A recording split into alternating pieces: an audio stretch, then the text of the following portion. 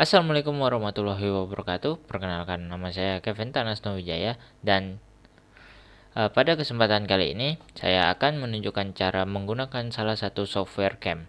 Nah, untuk software yang saya gunakan pada kesempatan kali ini saya menggunakan SolidWorks Cam. Oke, pada kesempatan kali ini saya akan melakukan proses cam pada CAD Design Connecting Rod yang telah saya buat ini. Oke, kita langsung saja ke SolidCam.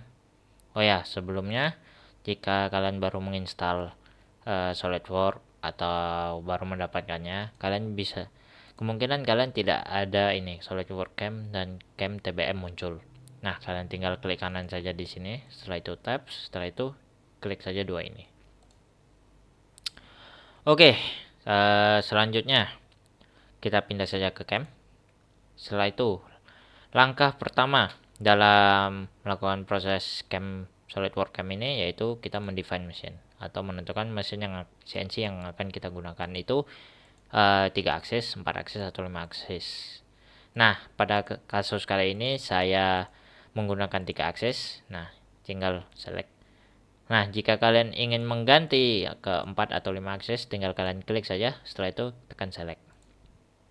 Nah, juga ini tool grip. Tool grip ini berisi mata-mata pahat yang tersedia. Nah, kalian bisa menambah atau menguranginya dengan klik yang mana kalian ingin mengurangi atau menghilangkannya dengan tombol remove tool ini. Dan juga menambahkannya dengan add tool. Oke. Oke, langkah selanjutnya. Setelah kita mendefine mesin atau menentukan mesin, selanjutnya kita menentukan stock manager. Kita tinggal klik kanan saja, setelah itu klik edit definition. Nah, di sini kita bisa menentukan part kita terbuat dari bahan apa dan jenis materialnya seperti apa. Nah, ini untuk ini boundary ini. Nah, ini kayak ini nih untuk menentukan bentuk mentahnya kalau bisa dibilang. Nah, kalau dari saya sendiri saya menggunakan spesifikasi parameter begini. Nah, ini tidak harus mengikuti saya, bisa aja saya ganti 10. Nah, lihat, itu akan terjadi perubahan. Nah, tapi saya akan menggunakan begini. Oke. Jika sudah merasa cocok, maka kita tinggal centang saja. Nah, selanjutnya yaitu kita menentukan koordinat sistem 0,0 atau titik 0,0-nya. Nah, kita edit definition lagi. Nah, bisa dilihat sekarang dia berada pada titik origin. Nah, saya ingin memindahkannya di sini. Nah, kalian bisa saja menggunakannya di sini, dan di sini. Nah, setelah itu karena sumbu X, Y, Z-nya masih tidak sesuai dengan benda saya bisa merubahnya begini. Z-nya menghadap ke atas. Oke, sekarang sudah. Maka selanjutnya kita lakukan extract machinable feature ini. Kita klik saja. Extract machinable feature ini software mengidentifikasi bagian-bagian mana dari part kalian yang bisa dilakukan proses machining. Nah, bisa dilihat nih.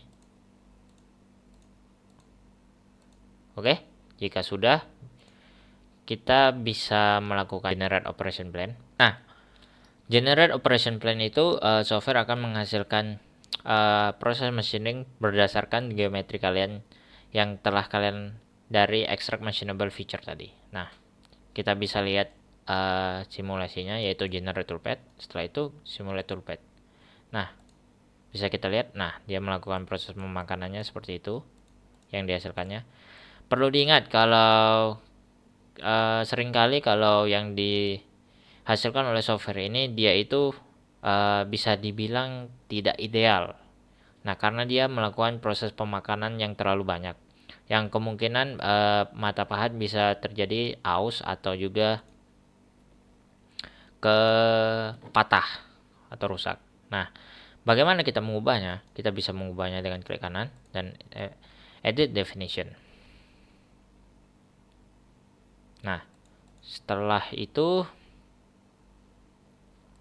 di roving sendiri. Nah, untuk mengatur proses pemakanannya kita bisa mengaturnya di sini. Saya akan mengaturnya jadi 1 mili. Oke. Oh. Setelah itu saya akan karena ini proses pemakanan awal, maka saya ubah ini first cut-nya menjadi top of stock dan ini top of stock. Oke. Mari kita lihat. Simulate toolpath. Kita lihat. Nah, sesuai dengan keinginan saya. Oke. Berhasil. Kita exit saja dan kita cek selanjutnya.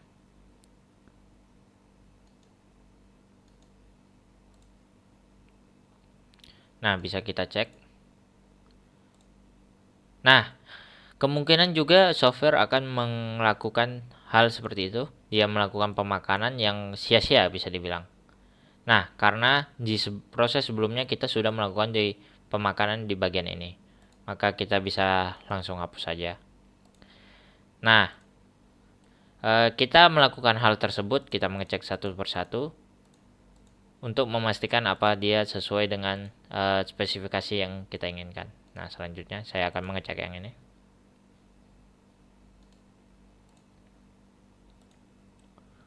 Oke, pemakanannya terlalu dalam, maka kita bisa rubah seperti tadi.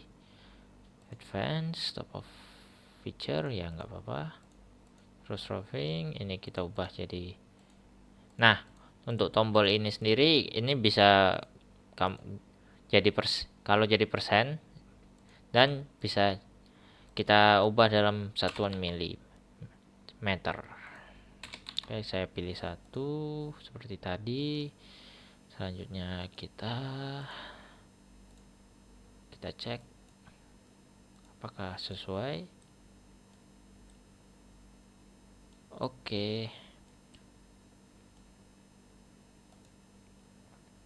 Oh ya, saya lupa katakan kalau mengapa saya bagian ini saya bisa pilih top of feature karena sebelumnya di proses yang ini kita telah melakukan pemakanan di bagian sini, maka dari itu aman untuk dari top of feature langsungnya. Nah, selanjutnya kita cek lagi.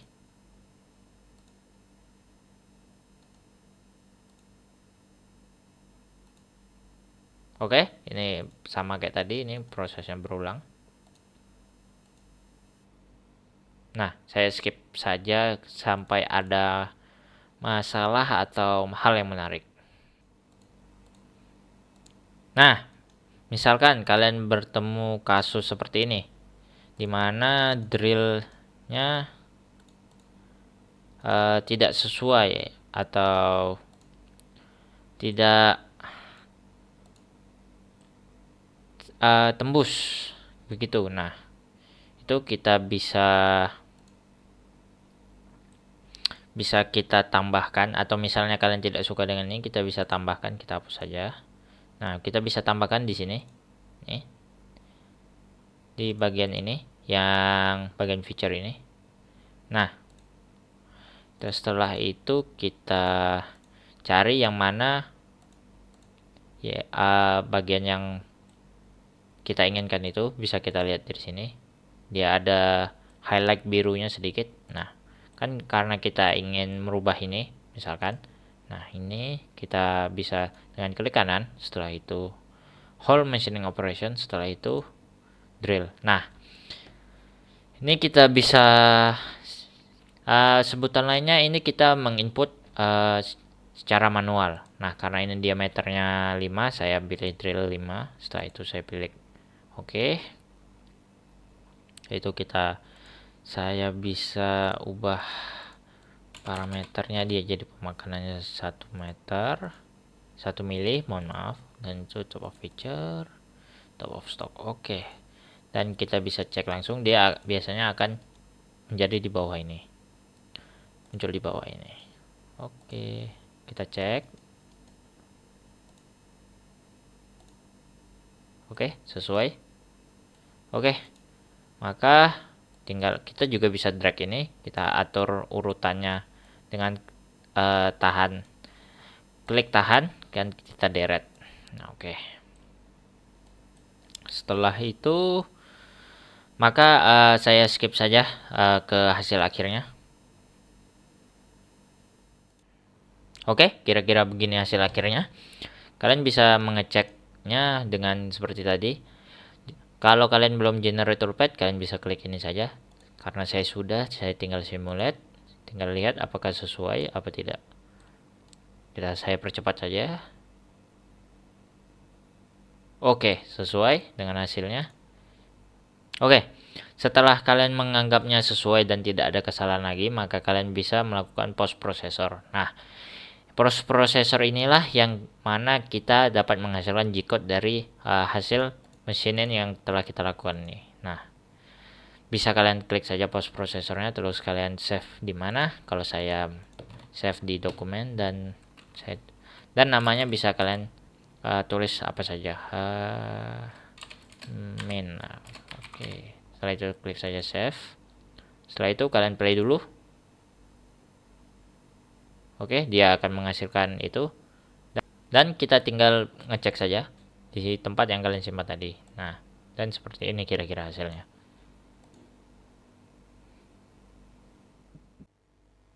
Oke, itulah akhir dari video tutorial SolidCam saya. Mungkin jika ada kekurangan dan salah kata, saya mohon maaf. Dan semoga kita bertemu di kesempatan selanjutnya. Dadah, bye bye.